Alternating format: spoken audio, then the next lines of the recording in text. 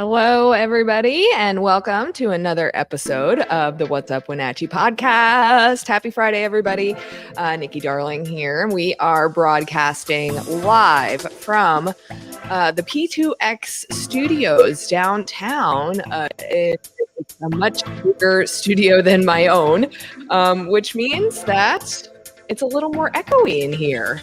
It is an absolutely gorgeous place right on the South Wenatchee Avenue. And if you haven't ever been here, please come down and check it out. It is fairly new. And if you haven't met Jess and Dan, who are the owner and operators of P2X Studio, you'll get a chance to at least chime in and maybe interact with them through our time with them here at the studio on What's Up Wenatchee today. Grayson is here with me. I'm trying desperately to get the other computer up and running and get that and it's just a camera, our second camera up. But for right now, we have everything up and going, and I think I'm gonna look over here to my left. Jason. Oh, see, I've got Grayson and Jason to my left. See, I told them they weren't going to distract me, and then I totally got distracted. Grayson gives me the thumbs up, which means we've got video, we've got sound, and we're good to go. So we've got 2 hours of a live show ahead of us, a lot of ground to cover for the day. Man, this week, I'd say the last couple of weeks actually has gone pretty darn fast. If you ask me, in this past week, we saw a little break in the heat that happened. We didn't use our pool as much in this past week. I know, really high class problems we have. We didn't get to use our pool as much this week. But hey, don't laugh at me. It was a real pool people problem. It was a real pool people problem. Is that like a cool person problem? Yes. Yeah, cool person, pool person. I'm definitely not. I don't consider myself a cool person, but proudly an uncool person. I can't. Here we go. Oh, I got the other camera up, which I'm really happy about because it has the big high behind me, which is iconic. I think it's becoming pretty iconic in Wenatchee Valley. I thought my logo, the Darling Productions lip logo, was a iconic logo in this valley and was super recognizable. But I think this high logo with the pink background is becoming pretty iconic in the valley as well. And that is synonymous with the P2X brand. So we're going full on pink today. And in my brain last night, I was like, man, I totally missed the chance to bring it around to the Barbie movie. You know, everybody's been talking about the Barbie movie. I posted a stream from my text. Did you see that post the other day, Grayson? I did. Can you come over here so I can talk to you? Yes, I would love to do that. While I sit over here and play with gadgets. It's my trendy fun thing. Wait 1 second. Okay. So I took a screenshot of a text message post between we have a group text between me and my sisters. I have 2 older sisters. Yeah. I'm the youngest of 3. One of my sisters still lives in New Jersey, and she has 3 kids. The other one, her boyfriend works for Homeland Security, so they move around a lot, and I think they're in Texas right now. So this is the way that we keep in touch. Right. And so the middle sister, and we are all so different. Like if you wanted 3 girls, all from the same set of parents, all Italian American, raised in the same household in New Jersey, you could not have gotten 3 different children. But you almost all look so close in similarity. Yeah, we do. And sound cool. Similar too. I've never heard your sisters speak, but I've seen photos of you guys as kids and as adults. So, but I've also met your mom, so I'm like, wow, yeah, I look a lot like see my it. mom. Yeah, I see it.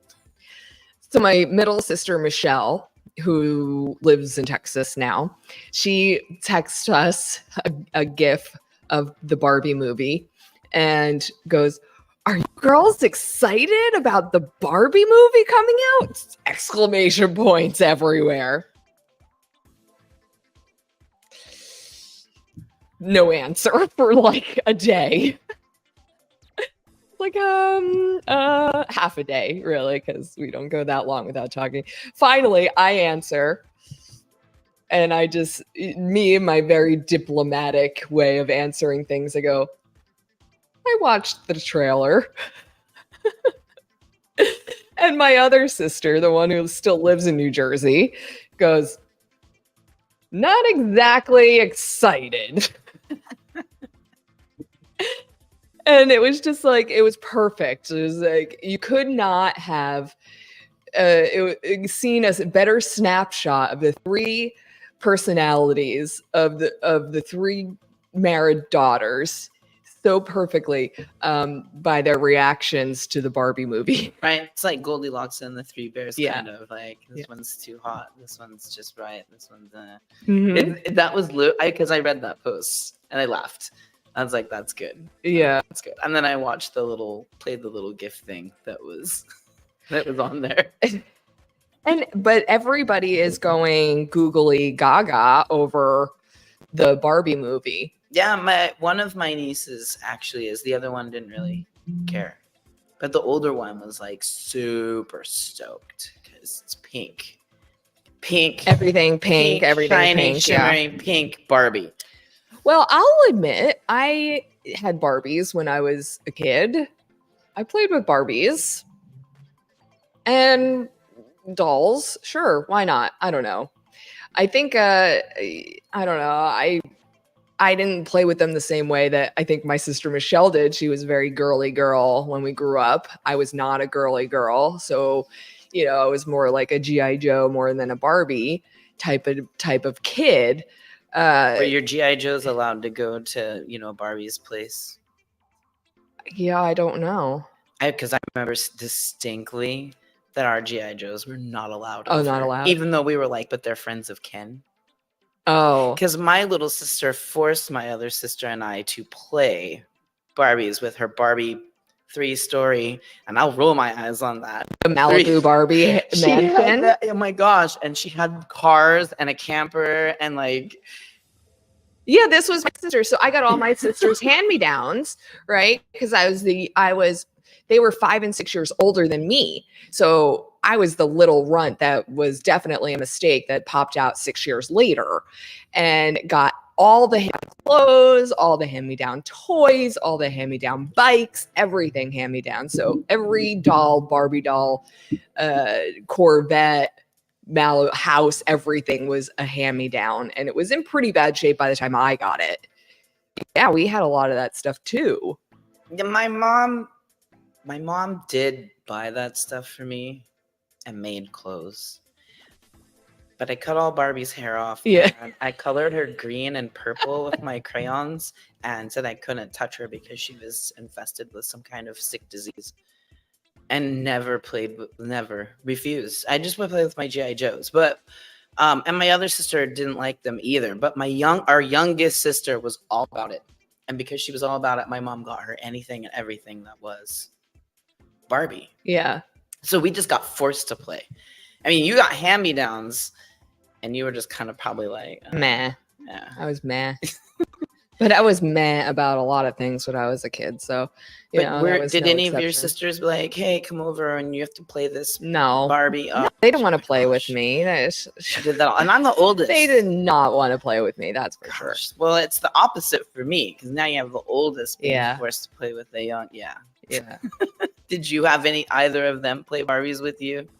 No. Yeah. Mm-mm. I couldn't force them to do anything. Oh, I'm getting a phone call. At least it's not Ryan. Oh. Oh, that's funny. I'm I'm sure still at some anticipating, point yeah. we will get a phone call Or from text, Ryan during yeah. the show. Yeah. But I have to say, because we talk about like marketing and promotion a lot on this show, that the trailer and the marketing that they did for Barbie was ingenious, right? You see the Barbie box photo shoots everywhere, and people get to go in and be a life-size Barbie and be themselves no matter what it is, right? And I thought like a little too late. I'm sorry, Jess. I texted Jess at like 6:00 this morning, and I was like, we should have done a Darling Barbie photo shoot. And yeah, and that was probably a little bit too early for her to receive a random text message from me, but yeah, it's okay. Her and I are close. Yes, she gives me a thumbs up. I love it because there are seemingly, and we'll talk about this when I get Jess and Dan on, there's like seemingly very random things that have happened in the world and in life that have brought us to a very exact moment where Jess and Dan and I met in person for the first time and immediately became best friends. Don't you like it when that happens? Yeah. Or it just clicks? Yes. It just clicks. And so it was just all these series of random things that happened in my life, and I'm sure in their life, that have brought us to this exact moment. And then it was like, it just clicked. And then here we are. So it was really great.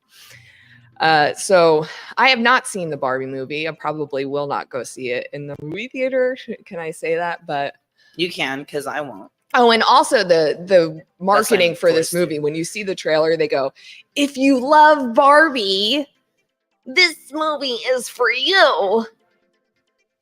If you hate Barbie, this movie is for you. Right? Oh, my goodness. Isn't that genius? I guess. I mean, if I'm forced to see it, I'll probably, well, not forced. If I'm asked to go see it, if my better half says something, I have no choice. Because I did go see The Little Mermaid in the theater. Oh. I did do that. I was reluctant. How was it? It's all right. Is that like so they or is that like it's all right? Okay, so I didn't mind how they did the live play actually at all. And all the people that they had be the characters was great. Things I didn't like. Sorry, folks, things I didn't like. Prince Eric having his own song. Come on, let's be real. Eric, keep it real. Frolicking across the deck of a ship, and in town singing a song about. Yeah, no, I did not. Kind of like a la Gaston and Beauty and the Beast. I did, yeah, but it fits with Beauty and the Beast. It didn't. It wasn't. It changed the character. Yeah, as what he represents, right? And so I wasn't buying it. Also, did you know that Eric is supposed to be 18 in that movie and Ariel's only 16? Mm-hmm. It's totally illegal. I know. Well, so is the first Disney release of the VHS cassette jacket, but we're not going right. there. We're not going there right now. I also didn't like that Sebastian's song was taken from him because I wanted to sing along. Wait a minute. Yeah. They took Sebastian's song away and gave it to Prince Eric? No. They just created a whole new song that was never a part of the movie for him. No. That was, I didn't like. Mm-mm. And then they took the best song from Sebastian away. Mm-mm. You know, the flute plays the flute. The blood plays the blood. The flute plays the flute. They changed the whole thing. How can you do that? He's not singing it. He kind of talks it. And then it turns into this 3D visual, if you will, but it's so different that it loses what the intent behind it was all about. Now, where they did do well, when they did the love song, when Prince Eric and Ariel and the boat, they did capture that very well. But the Sebastian one, that was, girl. yeah, they nailed that. but they like totally just were like, yeah, we're just gonna cut this one out. And they should have done it. They should have done it. They should have done it. Other than that, yeah. I mean, when I saw it, I would watch it again. But those two things were no, I don't agree. Don't like it. I'm gonna make sure that you folks out there know that how I felt about it. I think growing up, having that when it first came out, you got, all of us that are old got used to those songs and singing along with those songs and being immersed with the feeling of what each song evoked, right? Uh-huh. So taking it away, or changing it. Movie, and then adding a song where like all the little kids are just like, but you're like, what? Right? Yeah, I don't even know the words to that. Yeah, it doesn't fit. Some of the movies that they've redone or made live action movies from, they've done some changes that I've gotten used to. Like Aladdin. Have you seen the live action? Won't do it. Really? No, not Robin Williams. Not gonna go see it. Okay. Yeah. Well, that's, it took me a long time, but then I really wanted something different other than Cars to watch with Trenton. Right. So I was like, I liked Aladdin. And so we tried the live action one because it was more adult and Ryan was going to be watching it too. So I'm like, okay, maybe we could try some live action. Can't lose one person. It is so difficult to try to find something that like I am more compromising than anybody else in my flippin' household. Okay. If my kid wants to watch Cars, I'm like, whatever. It makes my kid happy. Let's watch Cars. If my husband wants to watch Rust Valley Restoration, like I'm like, it's not my deal, but let him watch Rust Valley Restoration because it makes him happy. Love that shit. I don't have anything. Like there's no like, what does mom want to watch that's gonna make her happy? That doesn't exist in my household. TV is not that important to me. It really is not. I know. And when it's on, I either see Ryan with video games, Trenton with Elmo, right? Cars. Mika Gal, which is Mickey Mouse. Pika Gal. And that's pretty much it. It's pretty much those two.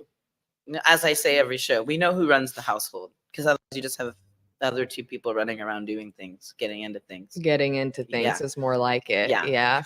Yeah. Oh, another phone call. Also not Ryan. That's shocking. It's very shocking. Well, so, we do need to get on with the show and get our guests on to talk to them. So I'm happy. Do it. Yeah. It all started with saying that this pink that I even have a pink energy drink to prove how dedicated I am to going full on pink today. We have pink XLR cables. We didn't get pink microphones. I mean, that would have been a little excessive. But you have pink leggings. I have pink leggings on. Look, I'll show you my flexibility. I do yoga every day. Here's my pink leggings with cassette tapes. Cassette tapes. There you go. Yeah. That's the extent of it. Jess got me a button. Oh, Jess got you a button. And then I stole but was given this pink pig pen. And now Nikki's gonna have to live with every time she sees this shirt. She's gonna have to see this pink pig. Well, it will remind me of Jess, and I'm totally fine with that. Cool. So, yeah, because once a button is on a shirt for me, that's kind of for life. Okay. Yeah. Well, that's loyalty. I know that's weird. I can appreciate that. I can appreciate that. Gotta represent. It can take on its own manifestation there. Well, we'll catch up with you, Grace, in a little bit. All right. Sounds good. I want to remind everybody that we are a fully community supported podcast. We do this every Friday between 12 and 2. What it means to be fully community supported, that means that everybody that is watching, people like you, local businesses, local nonprofits, local organizations, you are the people that help keep this podcast running. It does cost money to keep it going, to keep the software that we use running, to keep the platform that we are, subscription, different microphones, to upgrade our equipment. We're trying to get better and be better all the time. So if you would like to be a supporter, and it can be anything, $5, that helps. $5 a month, that's $60 a year. It doesn't matter. Every little bit does help with keeping the lights on. So to speak. Yes. Yeah, it's very true. Yeah. Like we really do behind the scenes update little things here and there, the best that we can. Yeah. Honestly, all the time.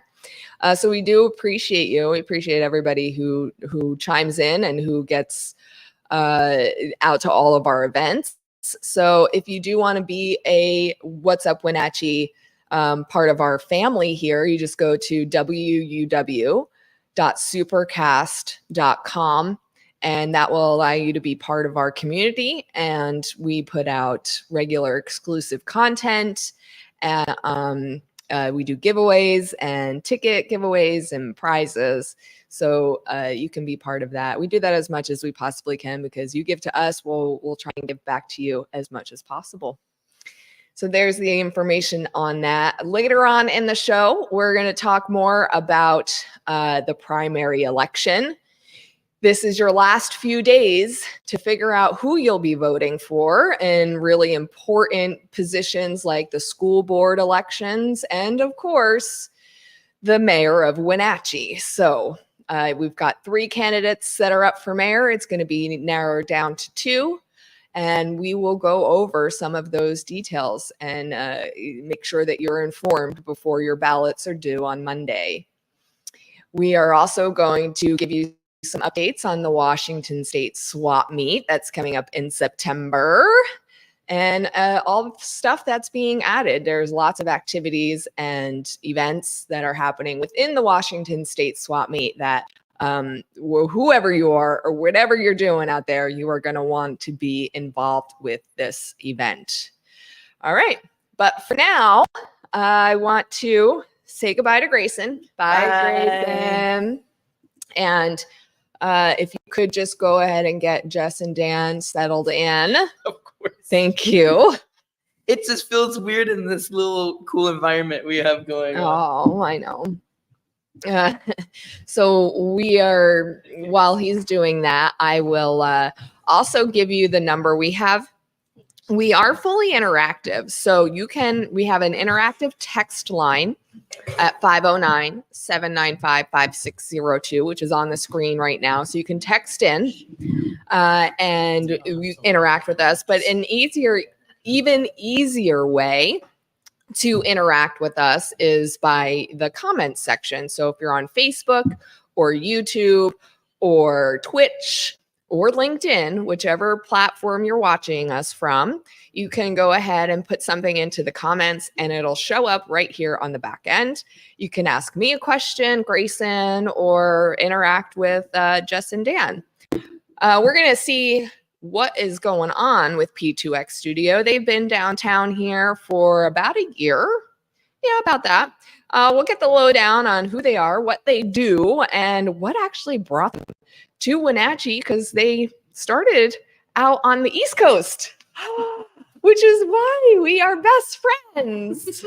No, that's not why we're best. It's part of why we're best friends, right? Yeah. So I want to welcome very wholeheartedly to the What's Up Wenatchee program, Jess and Dan, the owners operators of P2X Studios. How are you? Good. Yeah, great. Thank you for hosting us in your studio today. This is so course. cool. Look at this. Excited to have you. Do you know the exact color code of this pink?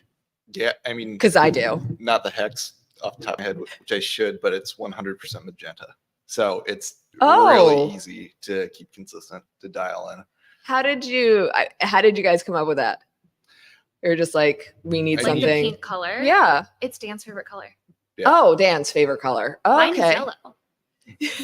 Well, I can see because you have the yellow Yeah. hand on. But he was like, pink is like, I don't know what we You- need to. It always stands out. You always notice it, and it always looks great.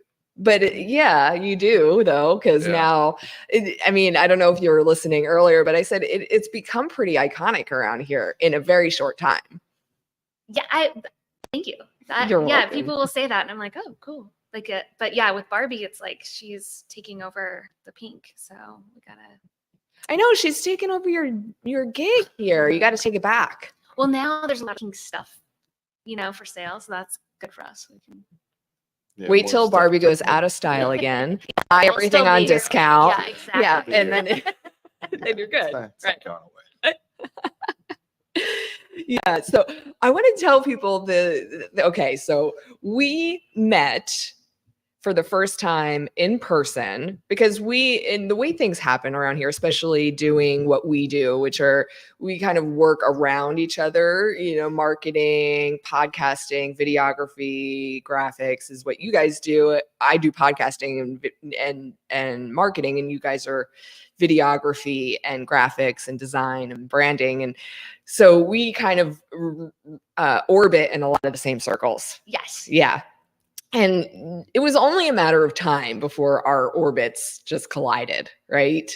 And seemingly random for me was like, I ended up donating a free karaoke party to, it was the Chamber,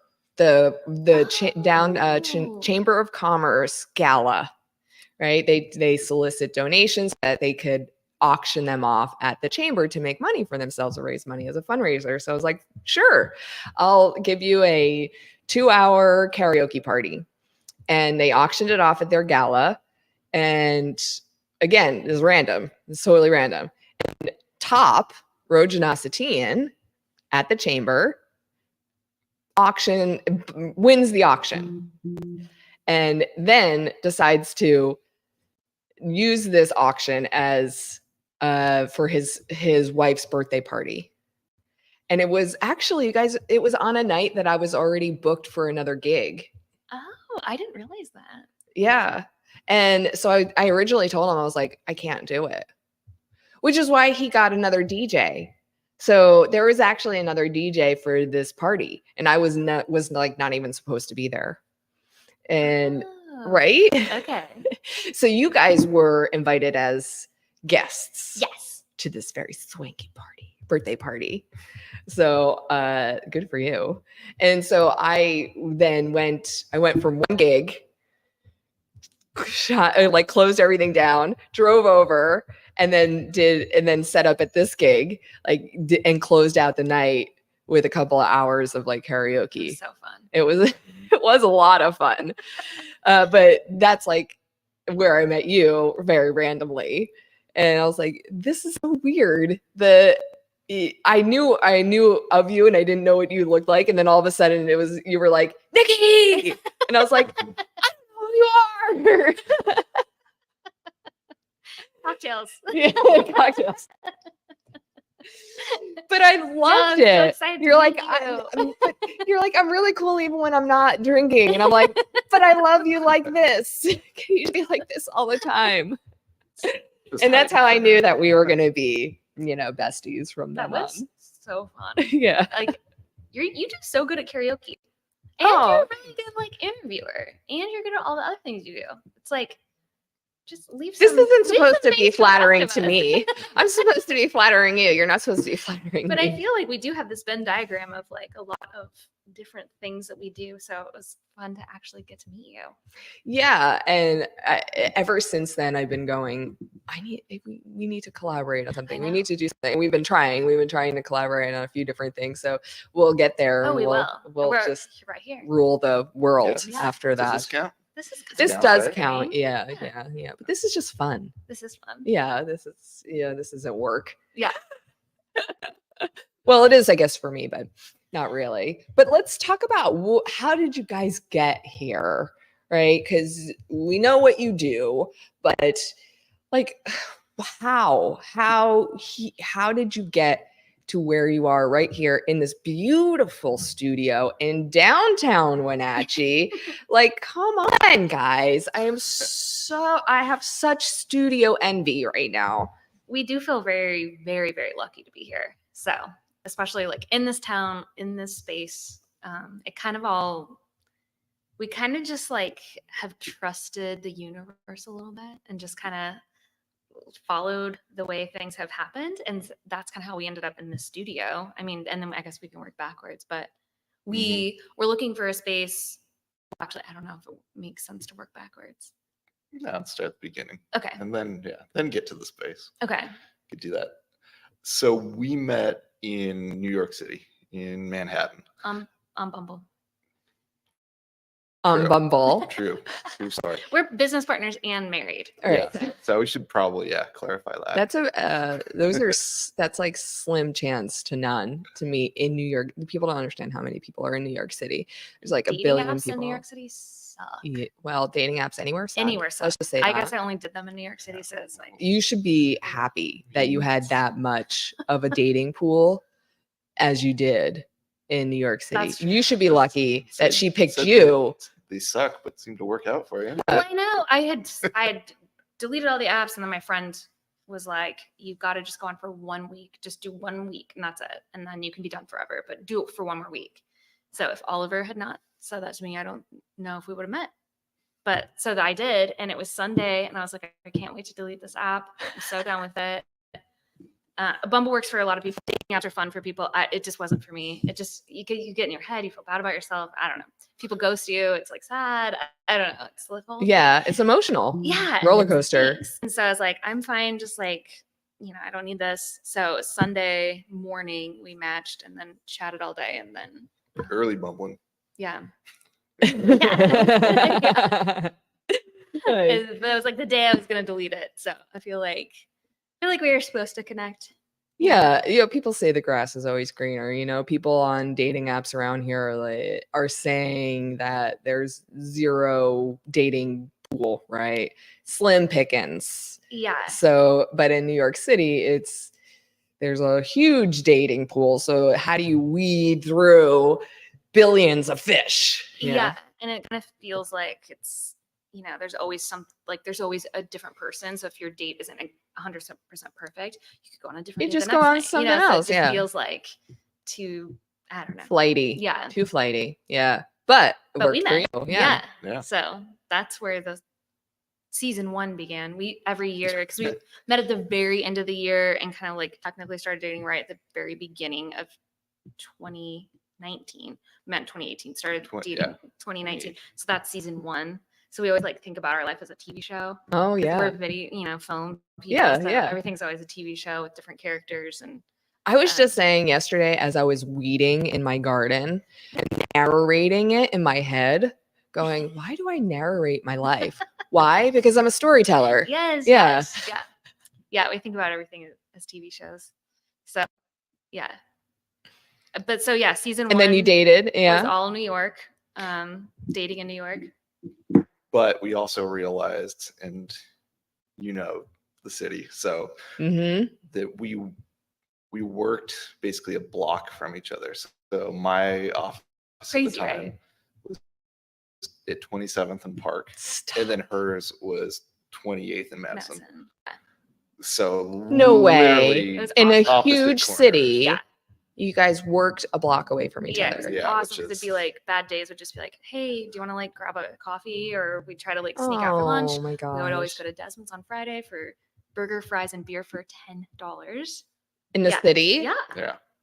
Wow. But Can't yeah, even it get was it. fun. Like- You can't even get a beer for $10. I know. Yeah. Yeah, I mean, you probably wouldn't want to look at the rating ahead, but just close your eyes on something. We also eat street meat in New Yeah. York City Like, too. yeah. So yeah. But yeah, we'd sneak out and have lunch on Fridays. It was nice. And I remember we moved in together pretty quickly because rent is insane. And also we were just madly in love within the first day. So we lived 10 blocks from where we worked. So we would get up in the morning, go to the gym together, walk to work together, and then we'd meet up for lunch, or we'd plan when we were going to go home and go home at the same time. Yeah, we kind of had a unbelievable routine. We lived on 22nd Street, and then offices on 27th and 28th. Yeah, I guess it wasn't even 10 blocks. So it was 5 blocks. Yeah. For me. And then it was 6 for you. I just remember I have this like memory of like walking and being like, we have to enjoy this because this will probably never happen again. We'll probably never be this close. And now our desks are like right next to each other. You know what I mean? And it was just like, we have to enjoy this because like this will never happen. If one of us gets a different job or like we move, like this is never going to happen again. And So now, how does that work for you guys? Literally having desks next to each other. I don't know if I should ask that because they both looked at me like blankly. Don't ask that question. no, But no, it's really, great. you are married. Yes. Married. You're married now. Yeah. And you own a business together. You Mhm. live together. You Mhm. sit at desks next to each other. We do. Do you ever have time away from each other? And do you ever get sick of each other? Rarely have time away from each other because we're connected in all those ways. And we don't get sick of each other. I love that. If we You argue, I mean, guys like, are we're so not like, sickeningly you know, adorable. if we argue or disagree on something, it's about 3 minutes. Dan realizes I'm right, and then we're all good. Oh, where do I find a Dan? Yeah. Bumble. Bumble. Yeah. Manhattan. Bumble in Manhattan on a Sunday night, Apparently they're everywhere. Sunday morning. Yeah. Yeah. No, I love all different kinds of people's getting together stories. So different from my own. Mine is definitely not like, hey, we met on the first day and I fell in love with you so madly. It was like the first day I met my husband, I was like, I want nothing to do with this guy. Where'd you guys meet? Well, we met through like a friend of ours was having a happy hour drinks, and we just happened to be at that same one down at South at Pybus, and appetizers and drinks. And when you meet my husband, you'll realize like he is personality first. Okay. So he puts everything out there all at once. And he was talking about his garden and his bees and and I was like, I don't garden and I hate bees and like just not. And I So was you're like, married to a beekeeper. so now, yeah. So now we're married and we have a house and we have a huge garden and Wow. yeah, and a beautiful son. Amazing. And it was everything that I didn't know that I needed in my life, right? So that's usually how it goes with me. I'm like, please show me what I need. And then it gives me something. And I'm like, why do I need this? Yeah. And then I just have to trust the process, right? Yeah, you trust the it, process. You know, just kind of Lean in. Lean in. Oh, see, you guys are so symbiotic. So symbiotic. I love it. But we do gym time apart now. That was like, we were going to the gym together, which we were doing that too. shout out to Works, love it. But I was just kind of like, we need like 1 hour a day where we're not together. So now I do my own thing at home and he goes to the gym. I miss going to Works, but it's just nice to like have 1 hour. Yeah. You know, to Yes. yourself. You can talk out loud, you know, be weird. Oh, well, I'm weird all the time, but Are you like this reserved all the time, Dan? How do I sit? See, like Mr. Ed, like I kind of talk when I need to. So He just compared himself to Mr. Ed, yeah, really? talking horse. thing even though is- horses. his biggest fear, horses. Yeah, So I don't know why he makes this comparison all the time because he's terrified of horses. There's got to be some kind of Freudian psychology about There's that. probably something going on. up there. Something. A horse like in a past life. Yeah. Disgusting. Disgusting.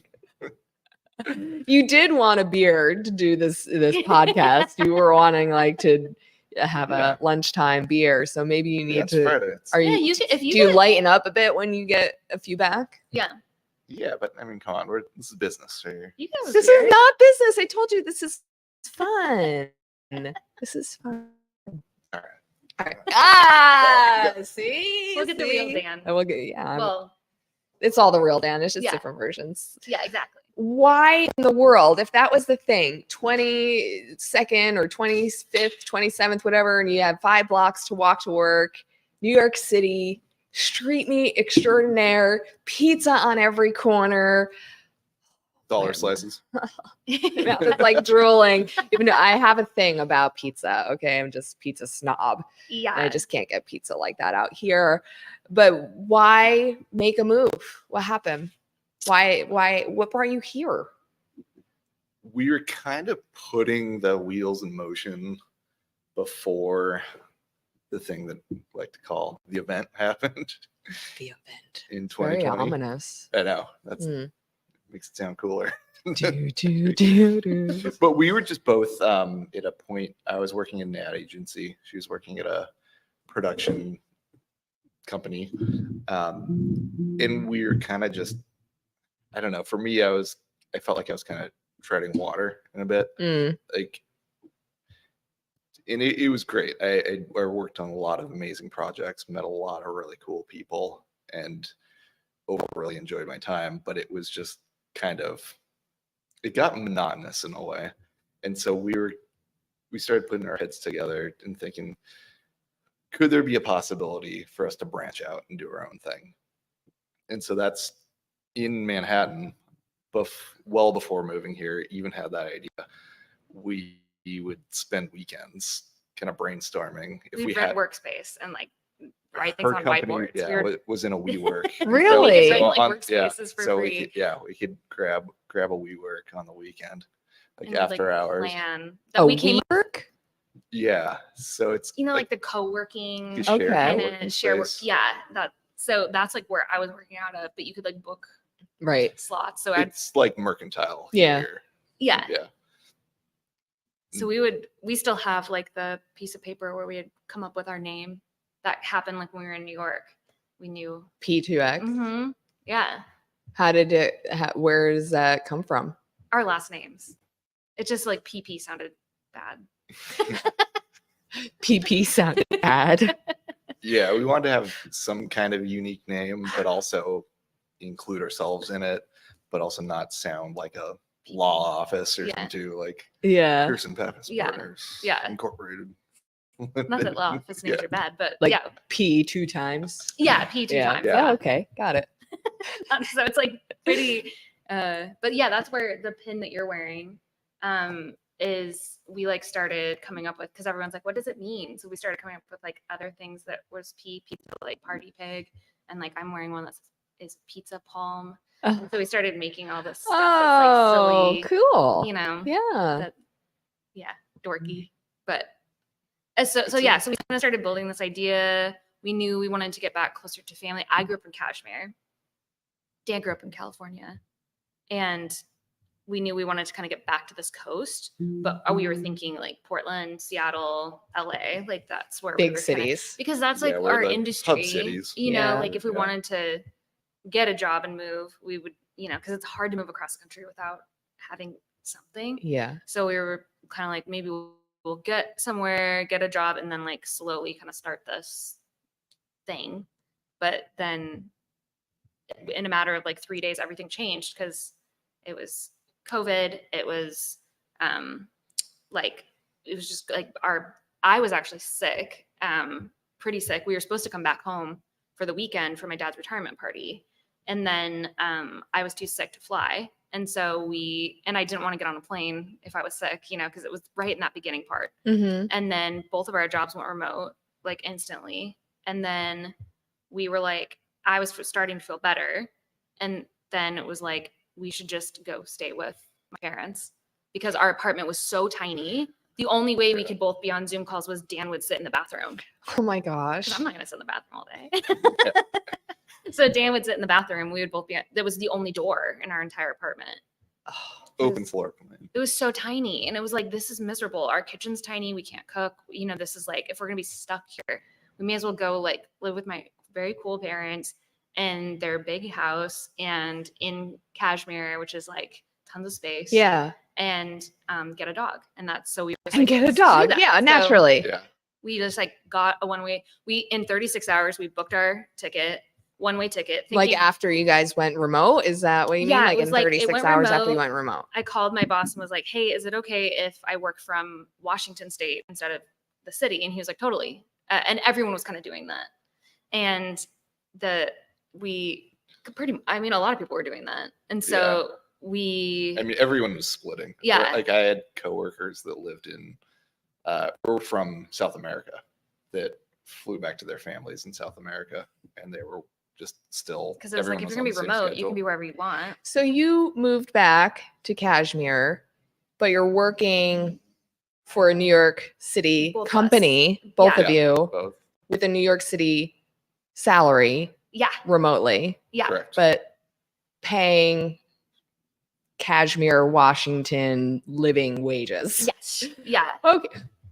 Yeah. Hence the studio. Which is why we were able to actually save money. Pretty sweet gig. So we to kind of pull knew. So we were Yeah. we were like, okay, let's move back to. We moved in with my parents. We like got a one ticket in 36 hours. We packed up our entire apartment because we were like, we're not sure if we'll be back or not. off. Yeah. A couple And we had really 2 more months. stressful trips, huffing boxes from Yeah, the Home Home Depot and Depot. Flatiron. And then we like packed our entire apartment. That you thought was never going to end when you were actually in it. Oh, Yeah. It was, yeah. So we packed the entire thing up, which there wasn't that much stuff because it was a very tiny apartment. But we like left everything. I left some notes just in case like we hired movers to come in. We assumed we would be back and we would just bring everything back. Because our kind of thinking was we'll be in Kashmir for like a month. Everything will kind of get better. Right. We'll fly back to New York, kind of get to say goodbye to everyone, kind of close that chapter out a little bit more pretty. And then we'll get a truck or whatever. We'll move everything and we'll kind of figure out where we're going to land. That's what we kept saying. 'Cause for some reason, we didn't think we'd land here. But it was like 2 days into living here. Dan's like, why don't we just live here? And I was like, oh, Mhm. I don't know. I was like an And angsty. Dan, do you know people out here? Do you have family out here? Just her, Yeah. my family now, but yeah, just her folks. And Like then your her family moved out brother here? and No, his like wife. now. Now you know. this is Yeah. their Yeah. family. Yeah. Yeah, my family's still in California, but I mean, my family was very excited that we were at least finally, after about 10 years, on the same coast again. Yeah. Same I time bet. zone. Yeah. Do you get to It's- see them more often? Have you gone down to see Yeah. them? Mhm. I'd like to go more often, but I'd say every couple months or so we fly down and Oh, make a good. trip. That's nice. That's the goal. So Mhm. you can, yeah, and it's an easy flight, to San Diego. So it's And you like- and so when you made the decision to stay, we stayed with my parents for like 4 months still. Yeah. And then we just kind of started looking for a house, which seemed so out of like living in New York in the apartment. It's like you never Yeah, we think never thought I'm we never were going to gonna buy be homeowners. property. We're never For going to own a sure. house. you're know? preaching to the choir. Yeah, Yeah, I it's know. So just out of Yeah, you just don't. possibility. So then we were like, so it was still out of possibility. And I think it was your dad who was like, fill out this thing and see because he has like spreadsheets. My He's very dad's smart. the smartest man alive, and he built us a little like a spreadsheet where you could plug in any kind of price of a house, and then it'd calculate all Your the income. Yeah, your income. It'd calculate all the expenses that you'd need. So we could and price out like what you'd have to save back, like, and then it Is was he crazy. like a financial advisor? he's an Uh, engineer, Yeah. Oh, yeah. So- Super smart. but Yeah. like just smart in everything. So Mhm. so he sent that to us and we filled it out. I filled it out for like every scenario, and I was like, I think we can buy a house. So we started looking, and then we thought it was going to take a while, and then it didn't. We found our house. We put an offer in, and then they accepted it, and it was like, now we're buying a house. Like Oh, it was really crazy. yeah. It was kind of a whirlwind. We kind of thought we'll look for a while. Well, we were with her folks for what 3 or 4 months or Yeah. so, and so it kind of got to the point where it's like, all right, what are you guys gonna do now? Like, But we could have lived with them yeah, forever. It was really great. There was fun. no problems, but it got to that point where it's like, all right, To have your so quarantine bubble, it was really what's the fun. We plan? had Yeah. like themed nights. We would do all these like parties, just the 4 of us, because it was Yeah. like, but it was like, okay, if we're gonna be all like together and we can't leave the house, like let's do like really fun stuff. So we cooked a lot. We we would do like silly parties, just the 4 of us. We'd do like game nights. We'd do all this. We'd have like themes for we had a big calendar. We'd write something. There had to be something fun to do every day. Really? So that's Every what we day? did. Yeah, we would just like find something fun to do. I don't know. We were just trying to kind of make it fun, and we had Excuse me. It was a great experience. And you got a dog. and then I got a dog. Yeah, Tell me about your dog. his name is Abner. He's the best Little Abner. little Chihuahua mix. Oh, really? Yeah, it was like right when we moved back. I had been in apartments my whole life, adult life. Yeah. And it was like the first time I could actually get a dog. And I was like, I want a dog for my birthday. Because it was like pretty quickly after moving back, it was my birthday. My dad like, can you wait until you move out? And I was like, no, I want one now. I I want found a Abner. puppy. He's on Okan Dogs. Shout out Okan Dogs. And I was like, I want this dog. This is my dog.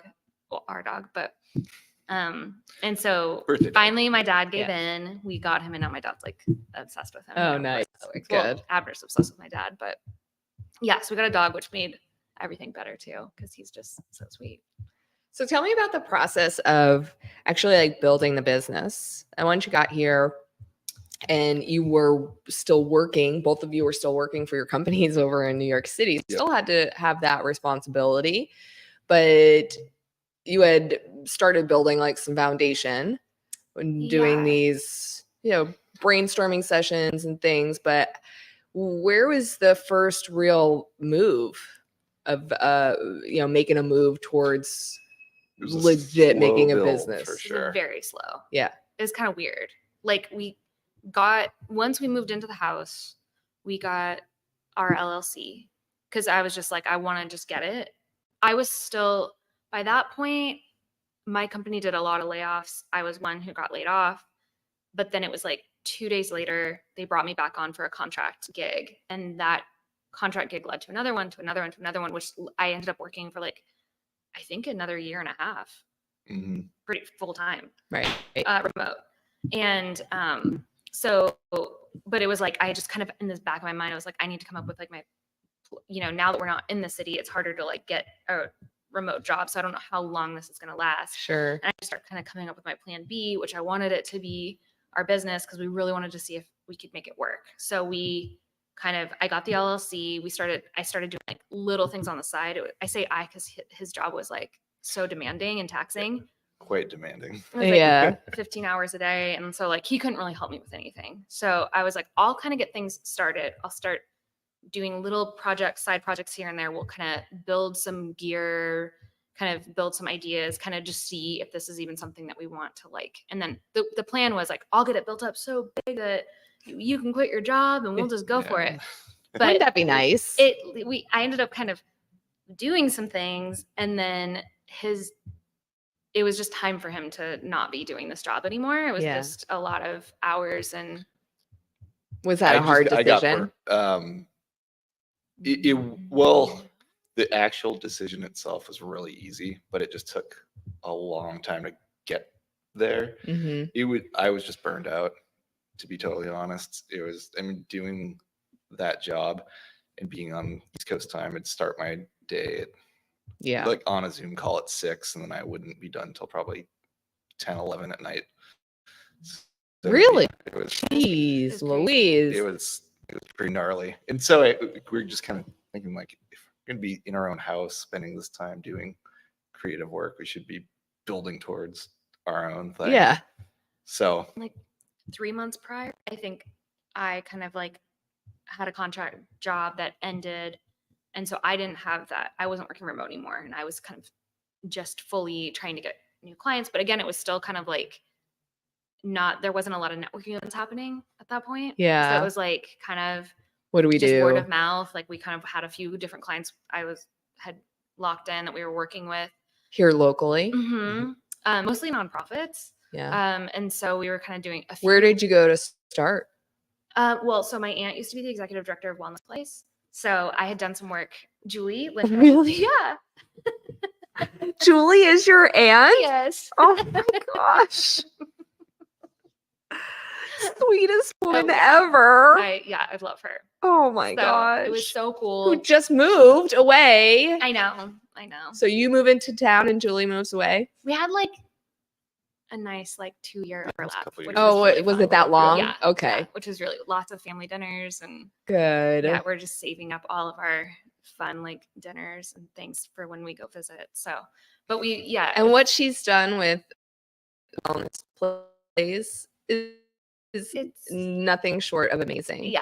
Honestly, for people who don't know, I'm just going to take a little bit of an aside here to do a little plug for Wellness Place. They are a nonprofit organization that helps patients who are currently in cancer treatment and helps them with supplemental nutrition or gas cards or just a friend, whatever support they need. And they do really good work here in the community. Yeah, they really do. And so we got to work with, it was kind of this perfect storm, I guess, of a lot of things were going virtual, so we were helping doing a lot more like video work and video content for them. And so I think because of that and Julie's connections with the community, that kind of got us into, you know, it's all word of mouth, I think, is like the best advertising. So you guys did all the videos for the past couple of years. Yeah. That was you? Yeah. That was my voice on the. So good. That literally made Yay. Wine Women Shoes. Thank you. Like it brought it to the next level. Thank All right. you. So Wine Women Shoes, their yearly fundraiser. They did it last year for the first time. It's literally a night of wine, women, and shoes. And it's their biggest fundraiser. They raised like over $150,000 last year. And they do an auction, a live auction. And to supplement the live auction, they have been introducing the live items with these little videos, vignette videos, to get people excited about what the package is. And I did not know that you guys produced those videos. Yeah, very that was cool. my voice. And then we did like That's my voice. Yeah, like I'm trying like a 3 octaves higher, but and then we did impact videos that were there as well. So we worked with Marissa Collins on the last one, which was super special. I love her. Well, that is really special because Marissa Collins is a staple in this community. A lot of people know her. She works for the PAC and she's a cancer survivor. And and that and she's very open about her story too. So I think that's a pretty cool way to get that out there. I've been wanting her to do it on a mini podcast series. Because I know she did articles in the comment. So her story. We just got the fact that she's willing to share her story is really, really cool. She's just special. I love her. So that was like some of the first stuff that you guys did was for Wellness Place. Yeah. So actually, I had filmed a video with Marissa during COVID. I was like wearing face mask, face shield, and just did an interview with her for that because Wellness Place did their gala remote here. And so we did like a profile piece on Marissa. That was like one of our first projects kind of back in town. And then this last year we did another video with Marissa because I was like, finally we can do things the way that I want to do it, where like doing extra filming and like getting to like follow her around for the day and like get pretty shots and stuff because we weren't able to do that. You know, it's kind of bare bones what we could do with the COVID restrictions and safety, health, everything. So it was really cool to like reconnect her, 2 years later or whatever. Yeah, so and now it's just a full story. So doing the work with the Wellness Place kind of led us to I think that's why we kind of got in the nonprofit circuit a little bit. We love working with nonprofits. We do a nonprofit discount. We love working with nonprofits. I just think they're, every nonprofit we work with, their missions are so like important and powerful. And it's really cool to get to be a small part of that or help tell their story in a cool way. So I think we are like in that way, you know, if we have a talent for or a proclivity for being a storyteller and being able to do that in an effective way and being able to do that and help people, it gives us a sense of purpose too. Right? It gives us a good feeling about going out there and doing our work every single day instead of doing somebody else's work every single day. Totally. You know, and being a business owner in that way, I get to choose the projects that I want to work on, the people I want to work with. And that's been the biggest difference in working for somebody else and working for myself.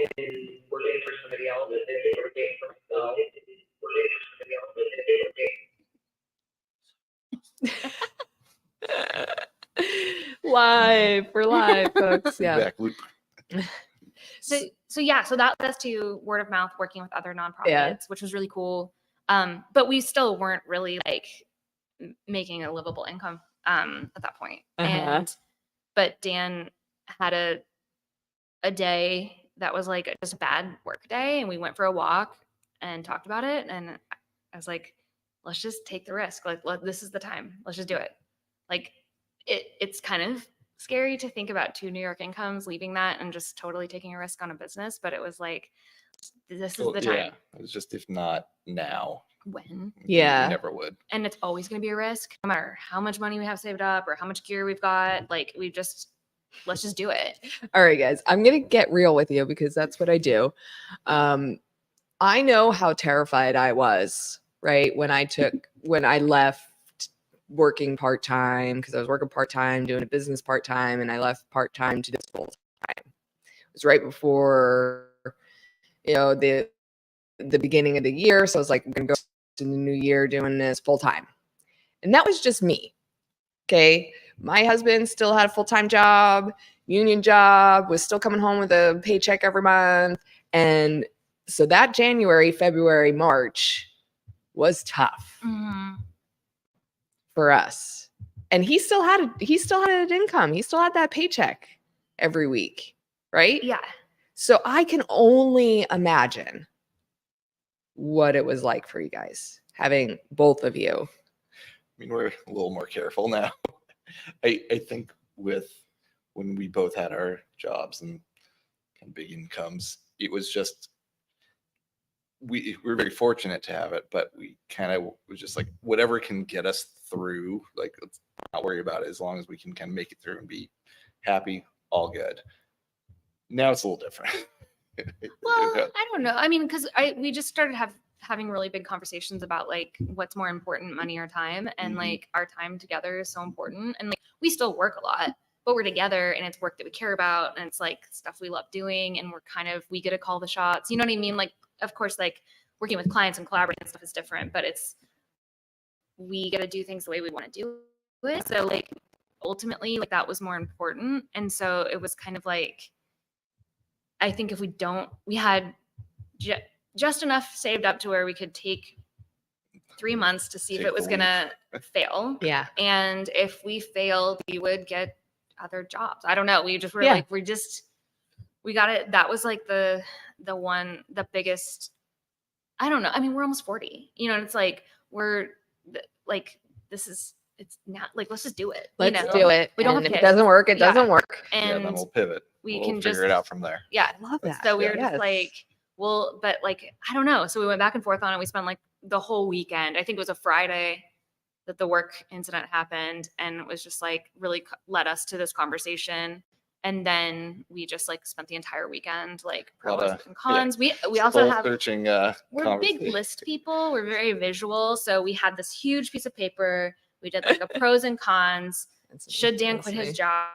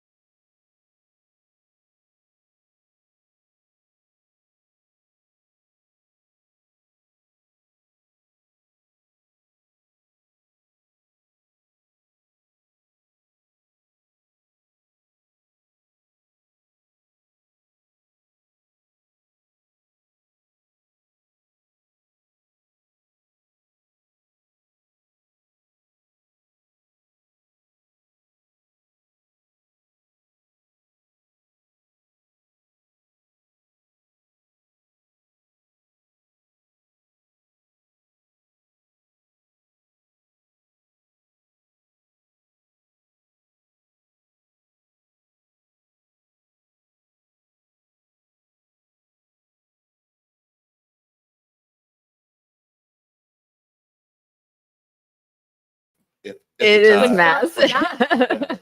And what are we gonna do with this? what are we going much to do with this space, much 600 space? square feet? And then like within the first month, we were like, we could totally expand. You know what I mean? Like it was just like, we loved being in a Yeah. space. We loved having a place to go to work.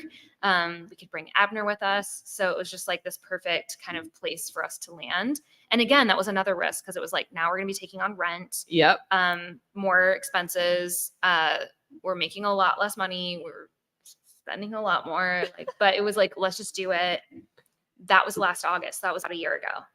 Then in November, Chad came to us and said he was going to be closing the gallery, Collapse Gallery. And do we know anyone who would want to rent the upstairs space? And then that was another pivotal weekend where we did a lot of pros and cons. And then we went back to him and was like, can we rent the upstairs space? So then January 1st, we moved up here. And then that's kind of Moved upstairs, moved on up. where we're So you at. upstairs and downstairs, or is Just the downstairs upstairs. Chad still open? has his workspace downstairs. Oh, he does. Okay. So yeah, so we're just up here, and it's like, just we love it. We have like Even though you studio guys keep space. the door locked. Keep the door locked. We're usually working in the back. No, I know. I Yeah, was so we're kinda- just, if you ever want to come see us, if the windows are open, ring on the bell, and Yeah. as long as we're not doing a You have a shoot, doorbell. you're welcome. But otherwise, people will just kind of walk in thinking it's still the gallery. We were Yeah. getting a lot of that. Ton of And that. so, which just, we're usually way in the back, and just for safety reasons, we keep it locked. So I see that you have done quite a bit of work and worked with all different kinds of companies and organizations. I have kind of like a two-part question. I want to know, like, what is one of the funnest, best gigs and projects that you've worked on that kind of sticks out in your mind? And I know for me, like, I've got like the dream job in my mind. What is that for each of you? Like a dream Dream job. project Oh, that. that you could work on or do or go So or something that we haven't done. yeah. yet. Yeah. Well, we do a lot of passion projects, and because like we love what we're doing, so we do it in our free time too. And so we've got 2 passion projects. We've never really worked in long form doc before, and so that's something that we really want to like try and challenge ourselves to do. And so we have 2 that we're working on this year. One is following around Andy as he builds out Side Street in Kashmir. And that's kind of like a very long term. We're just kind of meeting with him once a month, like checking on the progress, like seeing how things are progressing there. Because his ideas for that is really cool. And then we're also a family member of mine. I don't want to talk too much about it yet because we haven't filmed it yet, but we're going to be filming on Labor Day weekend. We're going to Idaho with my family. But a family member was in Vietnam and has a really powerful story that my brother and I we know about, but we don't know the whole story, and we've never really talked about it. And so we're filming this piece about my brother going on a journey to learn about this story. So that is something we're really, really, really excited about. And just, I don't know, seeing where those go and it's just, we just kind of like have talked about doing these types of long form projects for years now. And it's like, let's just do it. Like what's holding us back? It's another one of those things, not waiting for a client's permission or something. Yeah. So we're just Yeah. doing it. Just go So for it and see what comes with it. I think, so I guess like dream work might be more like just finding a way to get paid to do those things. I mean, I think there's really ways to do that, but we're just kind of testing the waters now and seeing like what happens. But I think we love telling stories. That's like really at the root of it. And so if we can in creative ways, and a lot of the work we do is more short form, and that's like a really exciting challenge. Like how can you pack like an entire story into a minute? Right. How can you edit things? Like I love the post-production side of stuff. So like, how can we like tell these stories in a cool way? But now we're kind of like, what if we did allow ourselves some space and breathing room to tell bigger It's totally stories, different you vibe. know? Yeah. Yeah. And How can we edit things? Like I love the post-production stuff. you're killing me, man. Tell these stories in a cool way. Feedback Is that what I loop, man. sound like? Oh no. It wasn't what I sounded like earlier either. So don't worry about it. Yeah. Do you have something that would be I like a dream think- I mean, project? Yeah, longer form doc pieces. Bigger full branding projects always excite me because I went to school for design, and that's, I think, kind of like where my specialty is, and that's what really excites me. Mm. So Yeah. see what can. I like getting to Yeah. see you do more design work. It's really fun. Yeah, it's something that I feel like I haven't got to kind of do as much of lately. So, and I think that's something that we could kind of show more capabilities as a studio. So are you an artist? Have you always been artistic? Loosely. I wouldn't say an artist in the traditional You're like sense, artist 'cause with a mouse. She went to school for fine art, Mhm. so she's more the traditional artist. But I always had a really kind of love and curiosity for all things visual Mm. and how things got put together. And I mean, when I was growing up, I really wanted to do record artwork for bands. That was kind of like the end game. I Cool. could do like metal band layouts and Yeah. stuff. I Yeah. also I'd played be in s- 8 I'd different be- bands. when What do you was play? younger. What do you play? I learned The playing, triangle, I bet. I could probably figure it out. Yeah. But I learned playing bass because it's, one of those things. Yeah. Growing up in a smallish town, my brother played drums, and then everyone else played guitar, and so it's like, okay, what's left of like the big three, like garage band. Dan So, family band. Yeah, so played bass, but now I since my brother played drums, I was always around drums, so I can hold beat and say. But I've been playing more guitar now. So I I like playing drums though a lot too. We Yeah. have so our old office at home is now our music room, which is really nice because that's like our favorite way to decompress a day. Oh, Is cool. just go home and play music together. So that's kind of. So add that Have on the I list of mentioned other that the things. two of you are sickeningly adorable as a couple? It's amazing. I love you two so We play much. Beach Boys covers. Do you really? That's kind of Yeah. our only thing that we play. Well, right Dan now. is from California, so Yeah. that makes sense. We do it like a sick cover of California Girls. My son, who's 2, we just gave him his first drum set. Cute. Literally. I love getting music to kids early. Oh, he's so musically and he's so cool. been drumming on the Dogs for a long time, so we Cute. figured we would buy him a drum set. That is that makes me happy.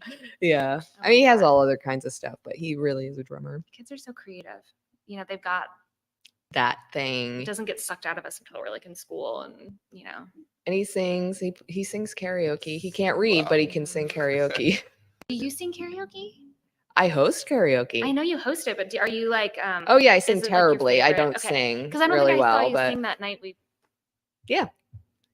I sing so that it gives everybody else permission that don't really sing to Okay. sing. Like I'm like that terrible person that goes up there and is like, "Hey, I don't know how to doubt it, sing." And I'm seeing a shaking head. It's Yeah. true. It's true. What's your song? Oh, I have a lot of them now because I Okay. host. Pour some sugar on me. Oh, Okay. Rocks it every time. Yeah. little Def Leppard. Very much a crowd pleaser. Yeah, I like figured it. out some crowd pleaser songs. Yeah. Yes. Yeah. There's a few Not of them. lucky because everyone gets into it. So. Yeah. Well, okay. I'm a performer. Let's Okay. get this right. I'm Okay. not a singer, but I'm a performer. Okay. So I'll get up there and do a little pour some sugar on me and perform the crap out of that song. Shoot. But it doesn't mean that I'm singing very well. Okay. Fine. Does that make sense? I bet it's fun. We got it. When's the next time you're doing karaoke? I don't know. I want to do it here at the studio. Fun. Okay. Can we plan that? You have I a perfect space Love for it. karaoke. I love karaoke. Do you really? Yeah. Well, let's do it.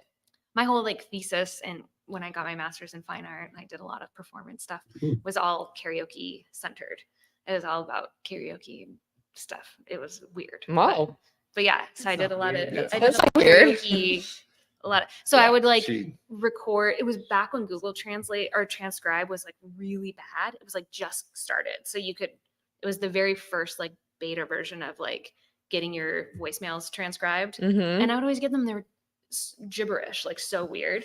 So I started leaving myself voicemails of singing a song into the voicemail and then getting that transcription and then memorizing the transcription of like gibberish and then singing that at karaoke.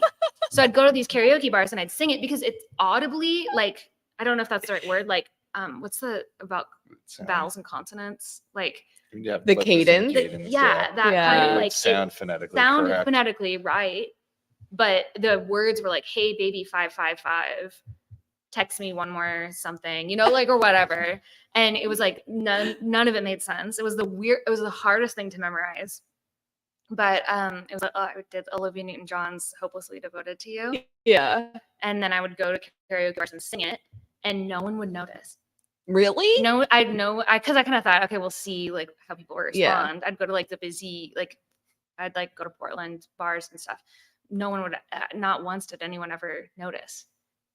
Isn't that weird? That is weird. Yeah. So what did that prove? People's brains would just probably translate the words correctly so that they Yeah. understand. I think we hear what we want to. Yeah. I think like also I don't know how many people like listen to lyrics when they're listening, like taking in music. I don't usually. Like Ryan, my husband, he does. I only started listening to lyrics because he's like, "Did you hear that? Did you hear what he said right there?" I'm like, "No. What did he say?" Wow, Like- that's really important. But I am Yeah, like a I've lyric never been a person. lyric Like I actually, Person either. because here's something that you can learn about me. I'm half deaf in the right ear. Oh. Yeah, I work in professional audio and I do audio editing, but I'm Wow. half deaf in my right ear. So people who have accents, people who mumble, people who talk really slow, or singing sometimes, Yeah. it doesn't, like, I get the beat and I like that and it's all. But if I want to understand lyrics, I have to look them up Interesting. because I never understand them ever. What's Hardly your- ever. Similar to that. I've never been a lyrics person, but I've been a big melody fan. If the melody is amazing, then True that'll metal be fan kind of right like there. a good Yeah. song to Yeah. me. But then when the two collide, then it's an even better song. Yeah. What did your friend? Because people always like mishear lyrics too. You Always. know, what was your friend's that said? Oh, that we always The bathroom joke is on the about. right. No, it was when what was the song? The Apple the Bottom Apple Jeans, Bottom yeah. Jeans. Flow Rider. No, What my yeah. my buddy had a few one night, and then I'll never forget was just singing apple bottom beans, delicate necklace of pearls. It's just amazing. And it's So, like, you Delicate. kind of- You do not want a pearl necklace. That's a totally different thing. It's not that kind of show. You gotta go talk to Cars for that. Is it the Cars or ZZ Top that did a pearl necklace? Never mind. ZZ Top. Was it ZZ? Thank you. Oh, yeah. There you That was a classic in the 6-disc changer growing up. go. You know? Mm-hmm. Yeah. You guys listen to vinyl? Yeah, we do. Oh, yeah. You have a record player at Some. home? Yeah. We don't have a massive collection. I No, wouldn't I say we're used to. vinyl people, but we've got a player and I some of love our it favorites. though. Where did you guys go to school? Like college? I went to Art Center College of Design in Pasadena, California. It's a pretty esteemed art school. They're really known. It's kind of funny. They're really known for transportation design, which is like designing cars. So a Oh. lot of graduates have gone on to design like pretty much a lot of like Weird. Okay, I guess they do have to songs come are- from yeah. somewhere. So Yeah. but they had an amazing design program. I think some of the like world's best design teachers. I was very fortunate to Mm. go there. It was a grueling, about 3 years, I want to say, maybe a little under 3 years, but I survived it and definitely better for it now. Well, because you did like community college before that. Yeah, I cut my teeth at community college. Did because I didn't entirely know what I wanted to do, so I Yeah. just took every community college class I could. I want to say it built up over 200 credits, Whoa. or 200, maybe up like 300. I don't know what that even means anymore. That was in the past. Yeah. Yeah, is that cool? I don't Yeah. know. And then I went to Eastern Washington University and did photography, and then changed my major like 100 times and then landed in photography. Did a lot of darkroom stuff, which, I don't use anymore. Mhm. But then went to University of Oregon, got my master's in digital art, and did a lot of stuff. And then thought, I'm going to be like an artist. And then could not get a job because it was like the recession. It was like terrible time to try to get my first job. So I ended up teaching video, photo design, and all the stuff that I'd been learning, but had learned in this really like art context, like conceptual art context, not like in production. So, but yeah, so I taught for a few years and then kind of branched out on my own. And then that led to me to New York and then at the production company. And then the rest from there. Yeah. So I know that you guys are still getting out there into the community, and for, I don't know, businesses or people that are looking for what you guys have to offer, like who would come to you? Like that kind of sounded weird, but I mean, like who are you appealing to? Who would be a good client for you? I think anyone that's looking to kind of like maybe improve or better their brand, whether that's visually through like a rebrand or just, video and photo as well. But like anyone who's kind of looking to kind of like build up their brand, I guess. So that could be, like I said, we work with a lot of nonprofits. But also small businesses, big businesses. We love doing like video series. So anything that like, I guess, I don't know, I'm rambling. I think just helping brands and companies figure out what their presence is and how that looks and how that's consistent. I think across the board, across what does their storefront look like? How do they decorate their store? What do they look like on social media? If they put out promo videos, how does that fit in with everything? I think that's something, not to talking trash, but I know like locally and just for a lot of companies starting out, use the tools that you can, like Canva and stuff. So a lot of stuff kind of starts to look the same and then is different for the different communication touch points. And so that's where we can help is how can we make cohesion across all that. So that way when you do and that's where our Venn diagrams cross, right? Yeah. Because I talk about clarity and consistency of message, and that's what I do with Darling Productions. Is those like I build out integrated marketing campaigns for businesses and organizations. So and bring them to you and say, here, let's get your brand right, and then integrate it into all of your marketing. So you can't integrate a mishmashed or wishy-washy brand, right?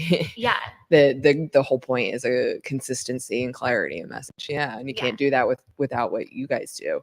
So my clients and your clients are basically the same people, because it's just a symbiotic relationship about what I do and what you do, right? You can't have a brand without marketing. You can't have marketing without a brand.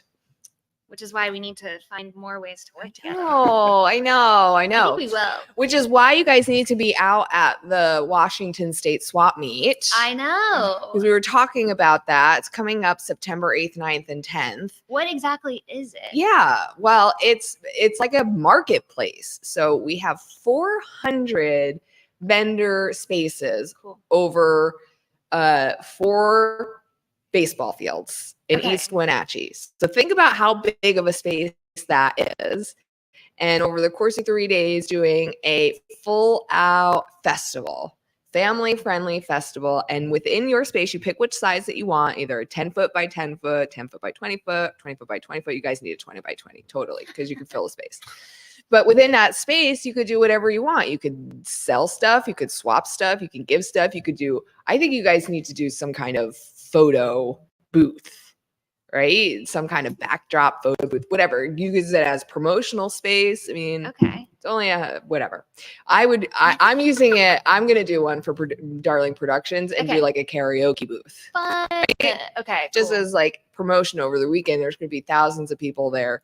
I want to get my name out there as much as possible, right? So other people can do yard sale stuff. There'll be collectors. There'll be activities. There'll be kids crafts, family activities, eco fair, Cool. food trucks. Okay. All it's a beer garden, Dan, Very nice. beer garden. cornhole tournament. Fun. Yeah, but so it will be a huge well attended event for the weekend, so that's eyes on your brand, Yeah, on I your like brand that. all weekend. Yes. Yeah. Yeah. No, that sounds really cool. So I'm gonna sign you up. You're Yeah, up. okay. You're signed up. Done. You're gonna be there. I don't know what you're gonna do, but you're gonna do something. Yeah. I mean, As long as our booths are next to each other's. Yeah, I yeah, want to hear totally. karaoke. Yeah, totally. Your booth next to my booth. Yeah. I mean, There we you go. already have. Collab. Yeah, collab. Well, yes, we'll meet, figure out some kind of collaboration. We'll swap meet. Oh, look at you. You are so awesome. Man, I wish this could go on forever. I know. Well, friendship does. Yes, it does. Yes, it does. It just may not, all of our conversations may not be recorded. But That's probably for the That could be your best. next art project going forward. record Every all of our conversation projects. will be recorded. I mean, conversations. I am going to come to you to get some new headshots done. Yeah. But I don't want them to be like boring No.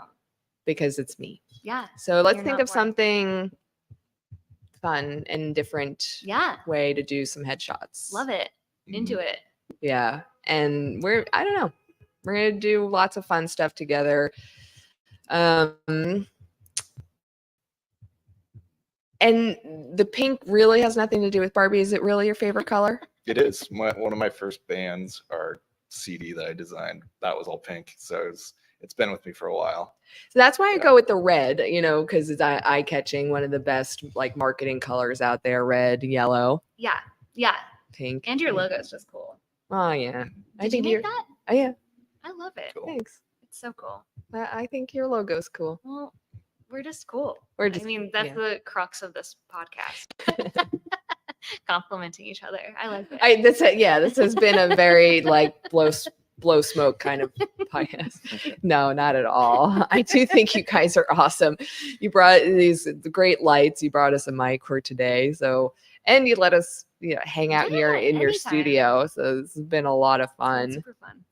But anything coming up for you guys that we should know about or be pumping up, or where can people get more information about you?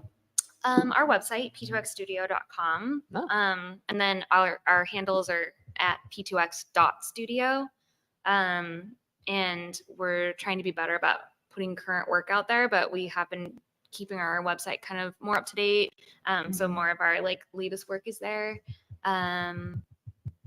Yeah, I think we're working on 2 videos for Cancer Care of North Central Washington. So another awesome cancer related nonprofit. I don't know if you know much about them. No, But I don't. They have they do services for the community as well, but they also have Our House, which is a house where people can travel to have a comfortable stay, an affordable, comfortable stay during treatments. Yeah, so if they're coming in from out of town and they need to get a treatment and then stay overnight. Yeah, because Wenatchee is kind of the hub for that for a lot of North Central Washington. So we have been really fortunate to work with them. Another connection made by Julie. And so we are working on 2, it's their 30-year anniversary. So we're working on 2 videos for them. One that's more about their social services program, and then one that's kind of a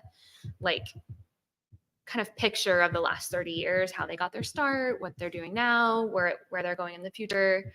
We've got I think we interviewed like 15 people that have been a part of the organization throughout the last 30 years. So it's been really fun to learn that story, learn more about their story, and be able to kind of bring that together in a nice piece for their fundraiser coming up in September. So what's it been like for you guys in Wenatchee, being, from either California or Kashmir, which is a little different. But now really diving deep, ingraining yourself into the Wenatchee Valley community, business, Chamber of Commerce, all that. Yeah, it's fun.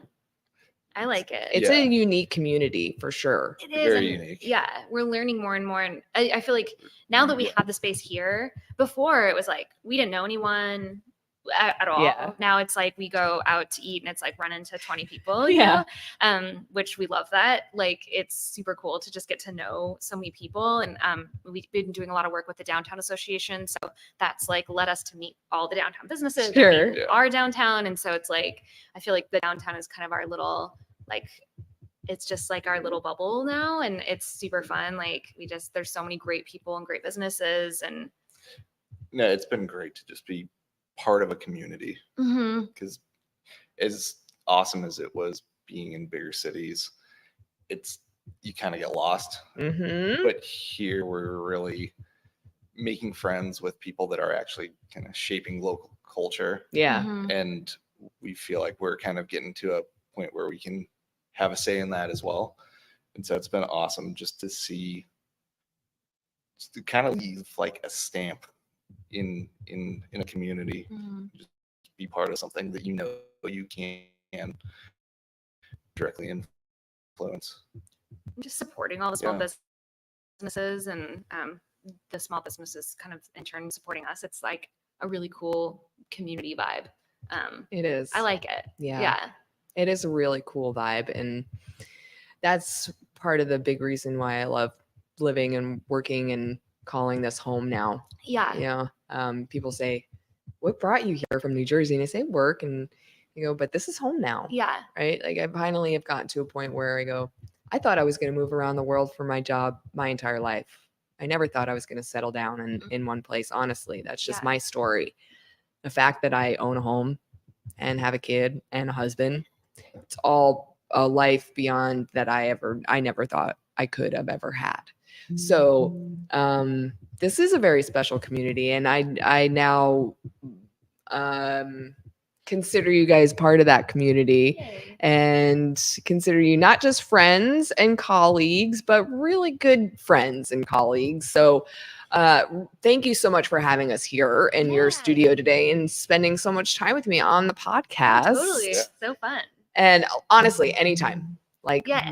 let's do it again and keep people like, let's get into a collaboration and then have to come back and like talk about it, I love whatever it. that is. Yeah. And we Yeah. want to do a Deal. podcast that goes Sure. onto your podcast network. Oh, there we go. Another passion project. we would Oh, like there to we do. go. Yeah, So. let's totally talk about that. Yeah. Okay. I'm into it. I'm into it. Thank you guys. Yes, All thank right. you. I'm going to keep going, but Okay. you guys can wander off or Okay. wander around or go do what you're going to do. And I'm going to go back and talk with this guy for a little bit. Okay. All fun. right. Yeah, thanks for having us on the show. Yeah, Thank you. Jess and Dan. What is your last name? Pearson Pappas. Oh. Pearson, and we're both Pappas. But I Oh, still have Pearson Pierce in my and name. Pappas. Yeah. Oh, that's where the P comes from. Yeah. Yep. The P2X. P2X. Bye, guys. Love you. Just love them, honestly. Jess and Dan from P2X Studio. That's where we're broadcasting live from today. We got about 25 minutes left of the program. My name is Nikki Darling. It's What's Up Wenatchee. Thank you all for being here. We can get some more comments here if you'd like in our comments section. You can do that or text into our interactive text line.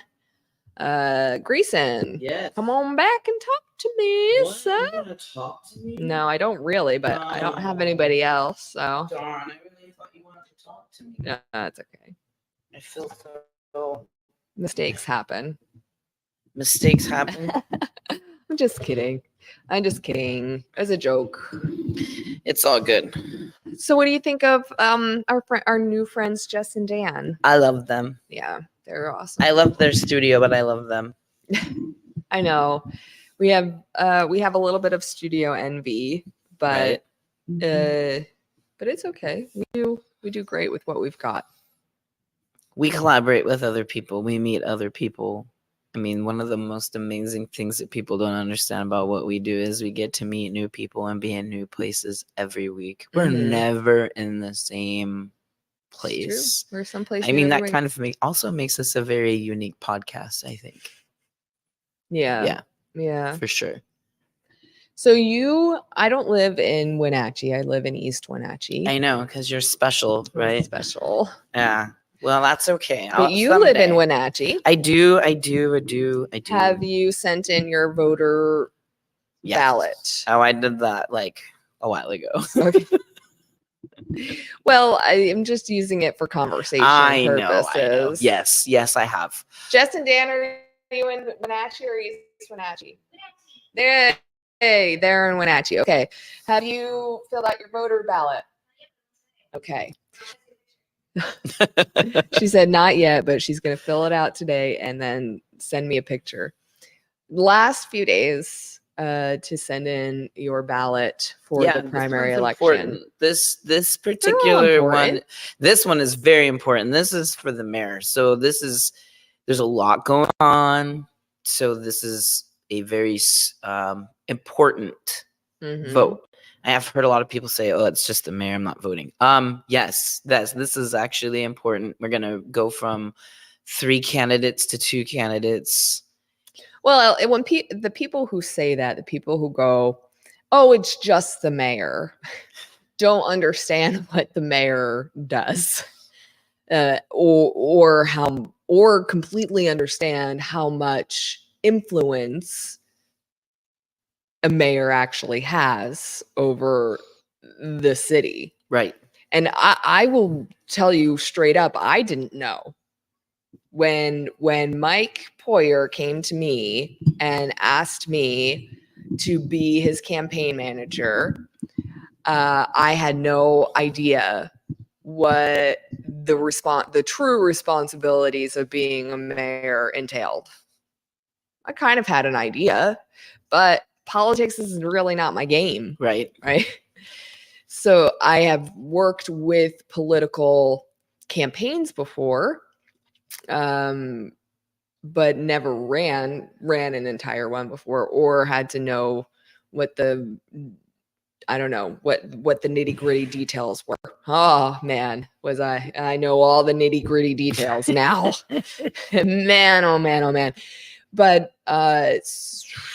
so the mayor, especially right now in Wenatchee, is a very important position because of certain things. Like, I know we keep bringing up the Confluence Parkway because that's one of the biggest projects It is a big project. that are McKittrick up project right now. is another big project that's going on. Other initiatives like the homelessness issue is a big issue.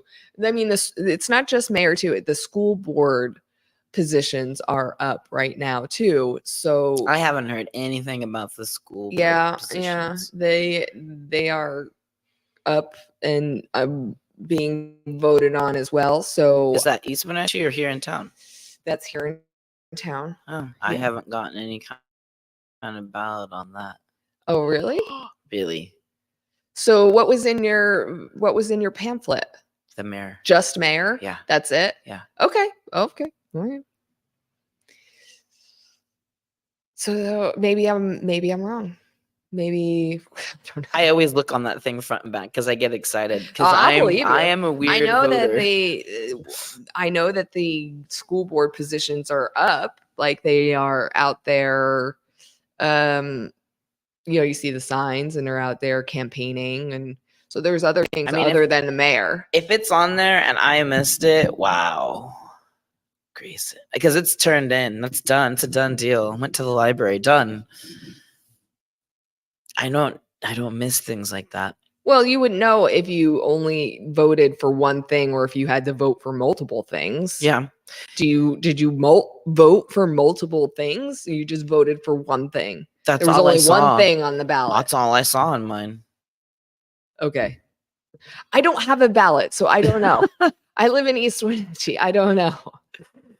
Yeah, it was literally the weirdest ballot because when I opened it up into 3 sections, the top corner was just and then it was blank. Right. There's nothing else. Okay. So I will. If it was, then you. I got gypped. I don't know, but I didn't see anything like that on mine. I look for those things because I look for the initiatives, those sneaky little initiatives that make it on the ballot. Yeah. I like those too.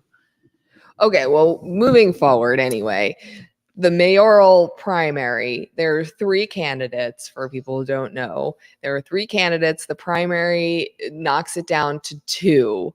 And then from August to November, the 2 candidates campaign, and then November 7th is that election, and then we'll see who the mayor is. I feel it's going to be a really fierce battle, Nikki.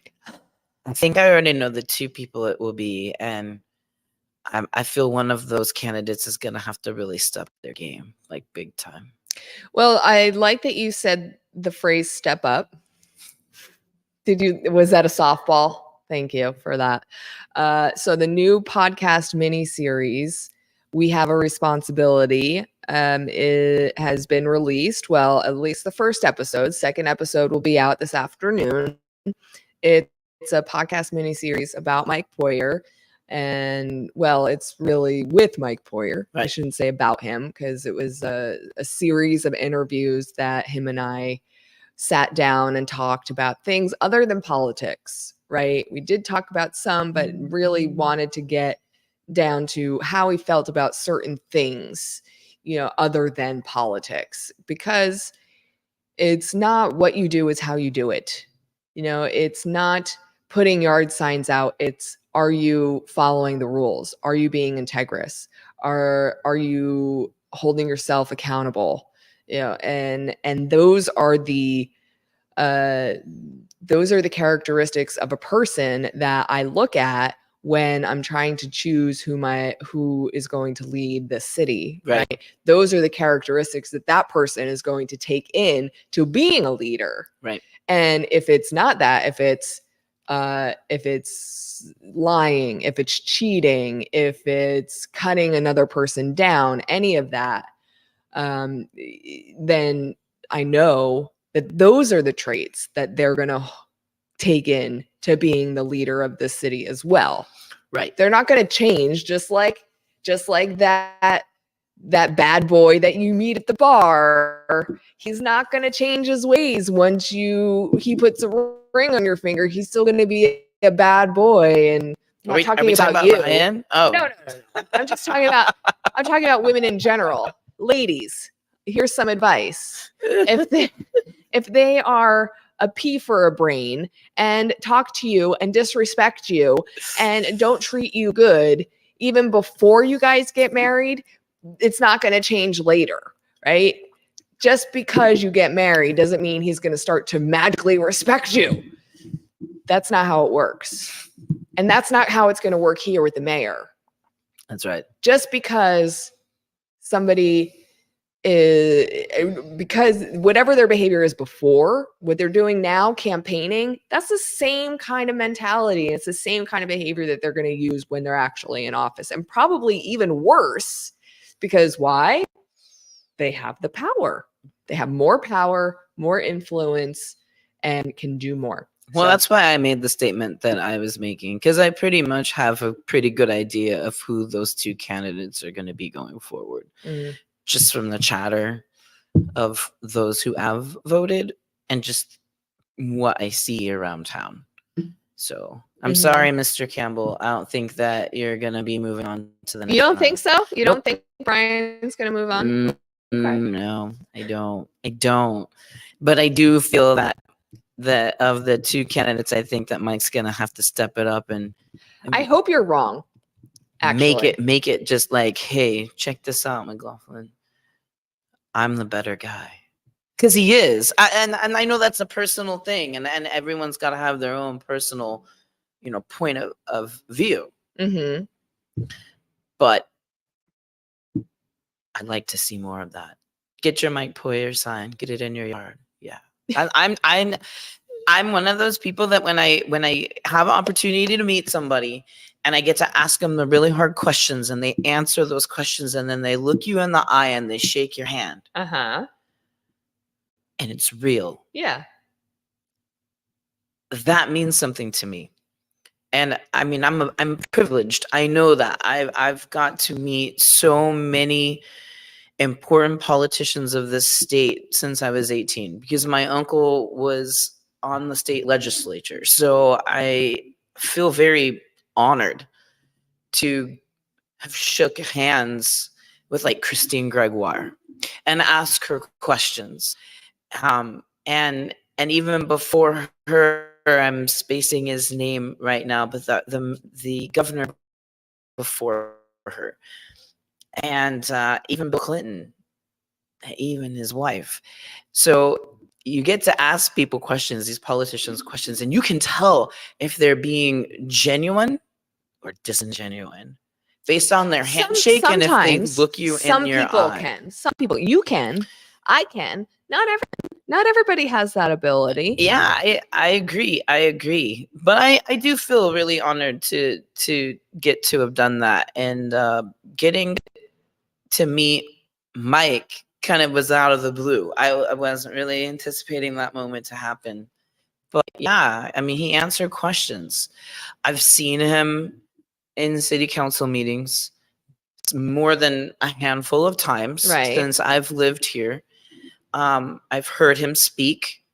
So, I mean, I know that he's been involved in the projects he talks about because he's talked about them. They don't just go and sit around a table. There's lots of stuff that goes on in the city that people don't realize if you don't go to a meeting. Yeah. But he wants to bring city council meetings to the people. I think that would be important. I do like city council meetings. Having your community aware of what it is you're doing so it doesn't feel sprung upon you is important. There's a lot of people that want to talk about the Huron, right? They want to talk about the bald eagles, the sanctuary. There's a lot of people who want to talk about these roundabouts that are appearing everywhere.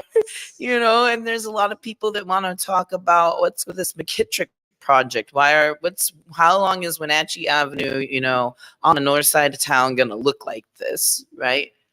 So you've got people that have questions, and this is now the opportunity to really learn about these candidates, and not just what you read and not just what you hear audibly on the radio, because I've heard a lot of this now.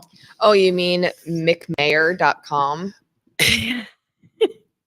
Yeah, no, they should go to mcmayor.com. I encourage people I think to go that's really important. I think that's really look up. I have wenatcheevalley.com. That's Mike's website for his campaign. But yes, mcmayor.com is James McLaughlin's website. It makes me laugh when I don't know what Brian's website is, but I don't mean to be a jerk, McLaughlin, but that is the silliest name it's just me. Personal. It's personal. Politics is politics. I want something that's more serious, I guess. I want somebody who's going to understand this valley, that's been in this valley, that's worked in this valley, that's participated in what's been going on in this valley, because the changes that are happening are pretty radical. And they're more radical now than they've been in the past 20 years. So I may not have lived here for the last 20 years, but I've been a part of this valley my entire life. So I've seen the radical change happen before I even purchased a house and moved here. Well, the thing is, the more I talk with Mike is the more I learn about things that are behind the scenes. Yeah, I've learned a lot too. Not that are like life-changing, but things that I just wouldn't normally know about that are happening. And like I said, not changing my life in any way. But this is the life that he lives. Right. He lives the life of a city servant, a public servant. He lives that life. He goes to the board meetings. He sits on the boards. He goes to the committees. He's on the transportation board. He's on the budget board. Like, this is his life. This is the life that he lives day in and day out. I just get to see a little glimpse of it. I do not think that anybody else is living that life the way that he's living it. I think that's one thing I admire about him is what he participates on are super important things. Like you mentioned the transportation board. That is like a really big deal. Okay, so maybe you and I may not take the bus, but Link Transit is very important to this community, and I know a lot of people who do take the bus. The routes they have been able to add and the buses they've been able to add are important. It's been very, very crucial. Now, I know I may not take the bus now, but I rode the bus when I lived in California and went to college. I was on the Muni all the time. Yeah.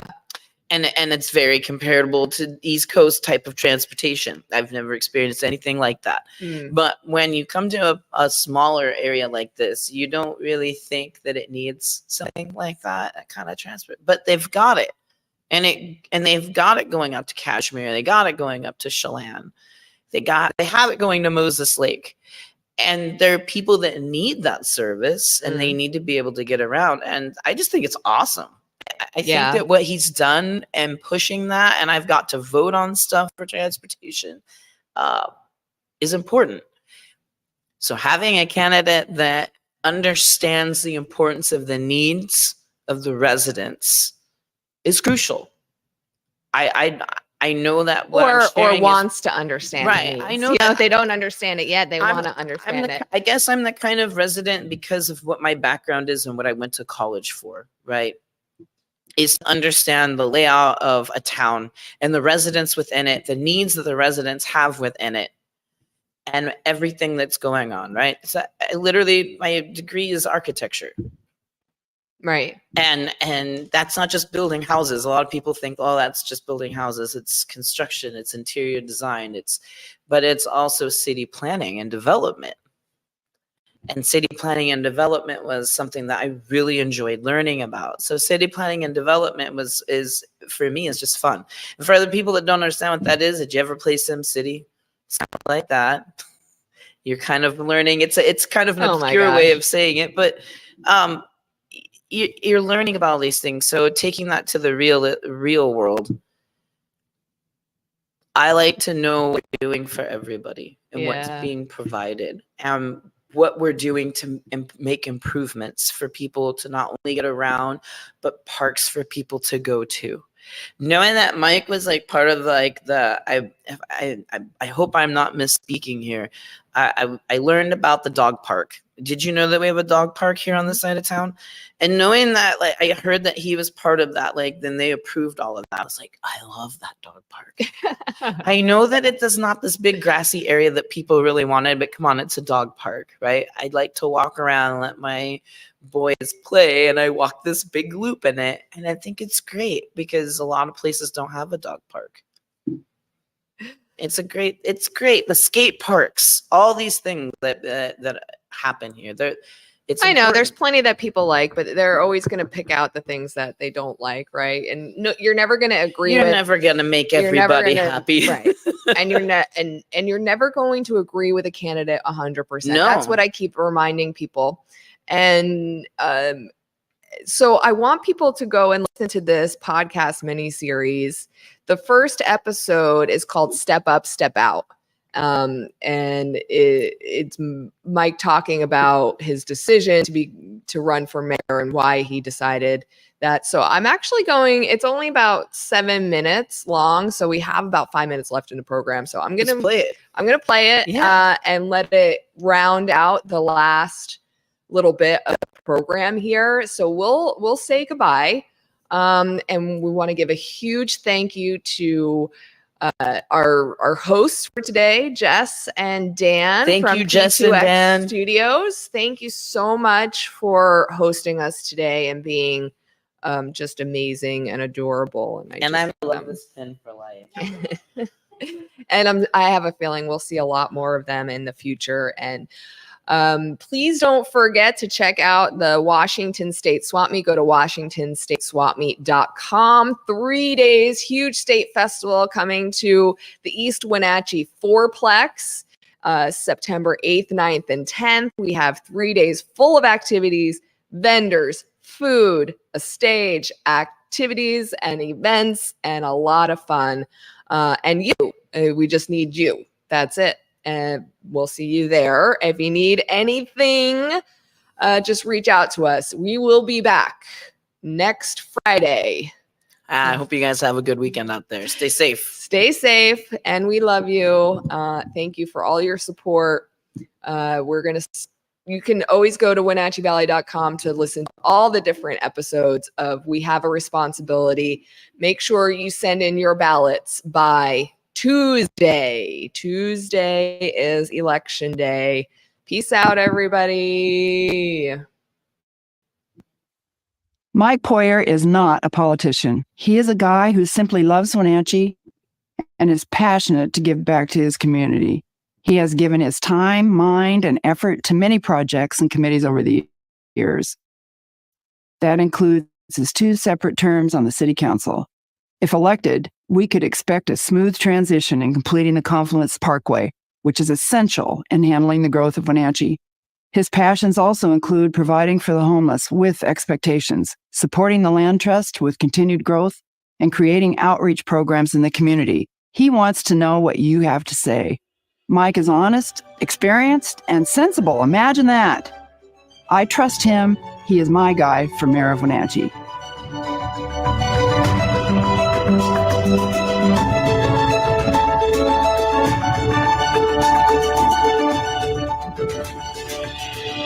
So we're still going with the real guy versus what my platform is. That's okay. Yeah. And if it's going in a way that you don't like, let me know. I turned my life over to you for I know. 5 more months. I counted it out this morning. July, August, September, October, November, 5 months. It's not even November. It's actually 4 months. Think about July, August, September, October. Oh, okay. Well, let's start there. How's that been actually, like, turning? You said it. Turning your life over to a process, a campaign process. Yeah, turning your life over to campaign process. A friend of mine told me it's almost like having a baby. That it's the whole process. You learn things from each trimester, I guess. Mm. But it's kind of neat. It's kind of impressive to see how much support I've received. Besides family, I'm getting calls. Bart Clennon, which 90% of the people know in Wenatchee, says, "Hey, we got to make sure our community is going the right direction." I love those calls. You know, I don't cringe for any calls. I get some calls that are hard to deal with. Yeah. And you have to face them. But I tell you, more and more, I'm getting all these other calls, Dave Galatly and Councilmember Koulas. But it always comes down to, I got stopped at Cafe Mila. I was having a coffee with Rosa Polito, who graduated actually with my youngest daughter, Libby. I thought that was cool. But as I'm leaving, sorry about that. Okay, it's real life, right? Our phones never stop going off. That's my son-in-law. But as I was leaving, a gentleman came up to me and just, "Hey, so you know I'm voting for you." He used to own a beverage company in Wenatchee, and I've known him for like 20, 30 years. And I said, "Hey, that means a lot, but it's not about me. It's about the community." And he just pointed at me, he smiled. He's with 5 other guys having his coffee and pointing and smiled at me. He says, "That's the reason I'm voting for you." It cannot be about yourself. It's got to be bigger than that. And I truly believe, as I'm going through this process, I know more and more the direction of the city Wenatchee is going to go. It kind of makes me proud to be able to represent the city, and knowing that the direction it has gone overall, I think, has been great. And the direction that it's going to continue to go with my leadership is opportunity for me to do the right thing for our community. So, what are some of the hard phone calls that you get?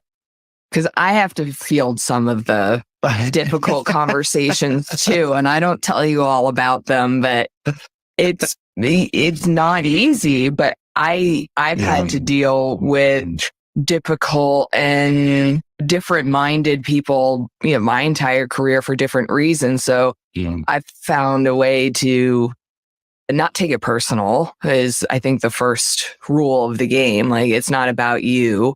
It's not a personal attack, but what are some of the things that you're getting phone calls about that are difficult, and how do you handle it? What I have learned is when people, and I've learned this through my business experience, is when people contact you, call you, and they're upset about something.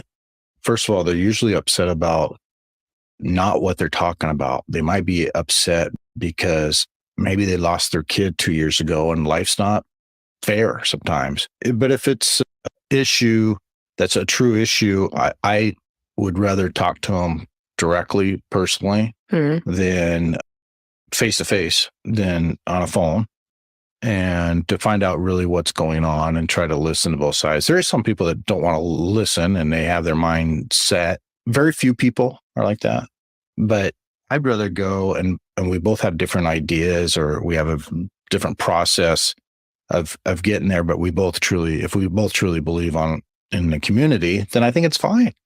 We don't have to always agree, But if we both think we're going the right direction to get there, and eventually we care about the city or a community or a greater Wenatchee area, I think that's great.